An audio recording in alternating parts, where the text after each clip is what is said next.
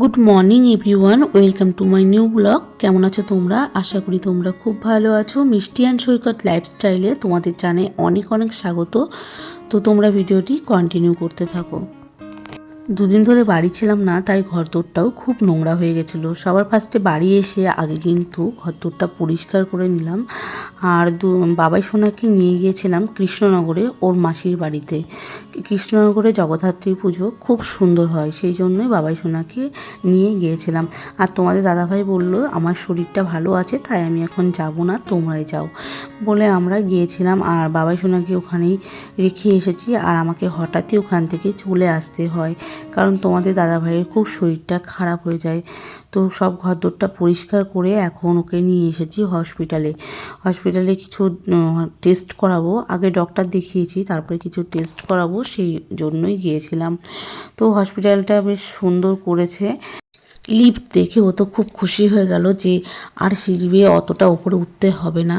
তো এখানে কিন্তু বিনামূল্যে কিছু টেস্ট ওকে করিয়ে নিলাম। আর তারপরে কিন্তু আমরা বাড়ি চলে আসলাম। বাড়িতে এসে দেখো আমি ভাত বসিয়ে দিয়েছি। আর এখানে আজকে রান্না করবো ফুলকপি আলু দিয়ে তরকারি। আর ও বাড়িতে এসে এই আলুগুলো বাছতে বসে গেল। আমি ওকে বললাম যে এখন বাছতে হবে না, বসে বসে। ও বললো না, এখনও যদি এগুলো না ঠিক করি তাহলে এগুলো আরও শুকিয়ে যাবে, যেহেতু আলুতে কল এসে গেছে, তো আলুগুলো আর খাওয়া যাবে না। সেই জন্য এখন বসে বসে ওইগুলো পরিষ্কার করছে। তো তারপরে কিন্তু ওর কাজগুলো করে নিল। দেখো তারপরে বিকেলবেলায় ওকে আমি এখন ফল কেটে দিয়েছি, কারণ ডক্টরে বলেছে ওকে ডিম ফল বেশি করে খেতে, কিন্তু ও কোনোভাবেই ডিম খেতে চায় না, সেই জন্য কিছু ফল ওকে খাওয়াচ্ছি।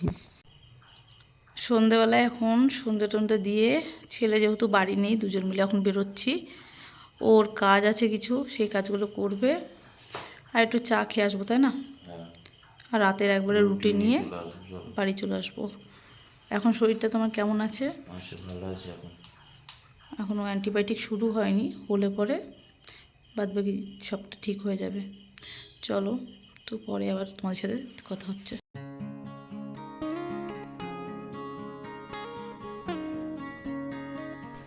হ্যালো বন্ধুরা, তোমরা সবাই কেমন আছো? একটু বাজারে গেছিলাম, বাজার করে এলাম। আর বাবাই সোনাকে যে তোমরা অনেকদিন দেখতে পাওনি, সবাই বলছো মিষ্টি ভিডিও কোথায়, ভিডিও বাবাই সোনা নেই বাড়িতে, মামা বাড়ি গেছে। আর তোমাদের দিদিভাই এবার চলে এসছে, কারণ হচ্ছে প্রচণ্ড আমার শরীর খারাপ হয়ে গেছিলো। আমি ভেবেছিলাম ডায়ালিসিস নিয়ে ভালোই থাকবো। তোমাদের দিদিভাই এবার জগদ্ধাত্রী ঠাকুর তেমনভাবে ভালোভাবে দেখতেও পারিনি। জানো সবাই তোমরা, তোমাদের দিদিভাইয়ের বাপের বাড়ি হচ্ছে কৃষ্ণনগর। তো ওখানে কৃষ্ণনগরের জগদ্ধাত্রী ঠাকুর খুবই ভালো হয়। তো ও এবার ঠাকুরও দেখতে পায়নি। আমার শরীর প্রচণ্ড খারাপ হয়ে গেছিলো, তাই ওকে মানে ডেকে পাঠিয়েছিলাম। ও পরের দিনই সকালবেলায় চলে এসছে। আর ও আমাকে ডায়ালিসিস ইউনিটেই আনতে গেছিলো, কারণ আমি ডায়ালিসিস ইউনিট থেকে আসতে পারছিলাম না। ও ভোরবেলা বেরিয়ে পড়েছিল। শিয়ম থেকে বাড়ি আসলাম, বাড়ি এসে ডাক্তার দেখাতে গেছিলাম, আর কিছু রিপোর্টও করাতে গেছিলাম। কারণ হচ্ছিল প্রচণ্ড শরীরটা দুর্বল হয়ে গেছিলো, আর ডায়ালিসিস নিলেই জ্বর আসছিল, আর প্রচণ্ড জ্বর আর কাঁপুনি হচ্ছিল।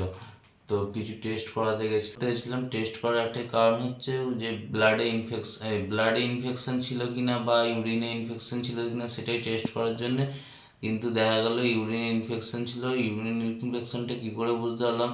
যে আমার প্রচণ্ড ইউরিন করার সময় প্রচণ্ড জ্বালা যন্ত্রণা করছিল, আর পেটে প্রচণ্ড লাগছিল। টেস্টে কিছু রিপোর্ট একটু উল্টোপাল্টা হয়েছে, বাথরুমে একটু, যেহেতু আমাদের টয়লেটে ইনফেকশন হয়েছে, তো এই ইনফেকশন থেকেই জ্বরটা আসছিল। তো বেশি কিছু ইনফেকশন না, হালকা অল্প বিস্তর ইনফেকশনটা হয়েছে। আর মোটামুটি সব রিপোর্টই ঠিক আছে। হিমোগ্লোবিনটা একটু কম আছে, 8 আছে। তো বাদবাকি সব রিপোর্টই ঠিক আছে। আবার ডাক্তার দেখাবো, ডাক্তার দেখি কি ওষুধ দেয়, ওষুধ সাজেস্ট করে দেখি, দেখে কেমন কি থাকি না থাকি দেখা যাক, তারপরে তো বলা যাবে।